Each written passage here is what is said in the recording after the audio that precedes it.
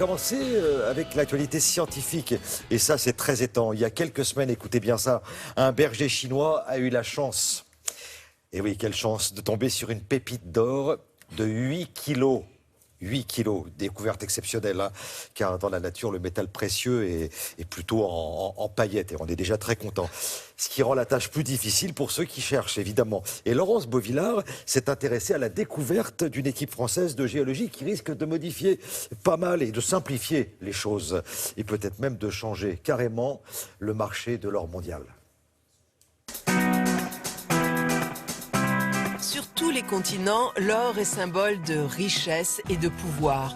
Filons et pépites font tourner les têtes. En fait, l'or ne se trouve pas seulement dans les mines ou dans les lits des rivières.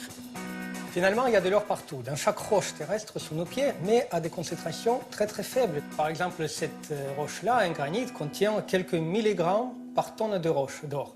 Ce n'est pas suffisant pour l'extraire de manière économiquement rentable. Par contre, cette roche-là, elle contient déjà 1000 fois plus d'or, 1 gramme par tonne d'or. Cependant, on ne peut pas le voir. L'or est caché ici dans les minéraux. À l'œil nu, c'est impossible de voir.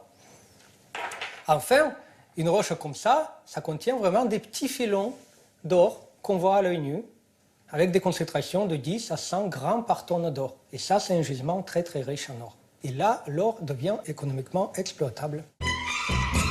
Avant de se transformer en pièces, lingots ou bijoux, l'or est extrait grâce à des produits très toxiques, le cyanure et le mercure. Gleb Pokrovski est chimiste, il a découvert comment l'or est remonté des profondeurs terrestres et sa découverte risque de révolutionner le marché. Nous avons essayé de reproduire en laboratoire, en conditions contrôlées, comment ça s'est passé la formation des gisements d'or il y a plusieurs milliards d'années. Nous avons utilisé des capsules en titane. Nous avons mis dans ces capsules des morceaux de roche typiques de la croûte terrestre, des morceaux d'or et de l'eau saline qui est typique de la composition des fluides terrestres.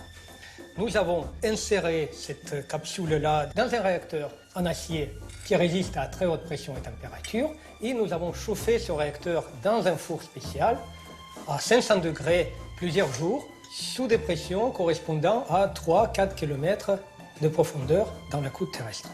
Nous avons extrait ce fluide chaud et sous haute pression dans une capsule en titane et nous avons analysé tous les composés de ce fluide. Et nous avons découvert que l'or se solubilise très fortement en présence d'une espèce très curieuse de soufre, l'ion trisulfure.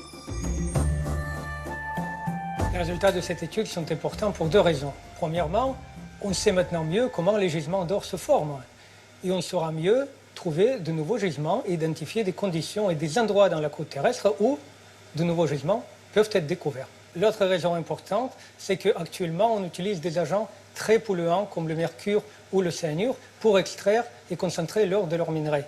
Notre découverte pourrait envisager d'améliorer ces procédés de traitement en les rendant moins polluants. Aujourd'hui, 80% de l'or vient d'Afrique du Sud, mais grâce aux travaux de cette équipe française, on va certainement découvrir de nouveaux gisements et peut-être en France, car nous avons un passé de mine d'or. La dernière a fermé il y a moins de 10 ans. Et si elle a fermé, ce n'était pas parce qu'il n'y avait plus d'or, mais parce que son extraction était particulièrement polluante. Merci beaucoup Laurence, à bientôt. Grégoire Tournon s'il vous plaît. Merci, c'est pour le sport.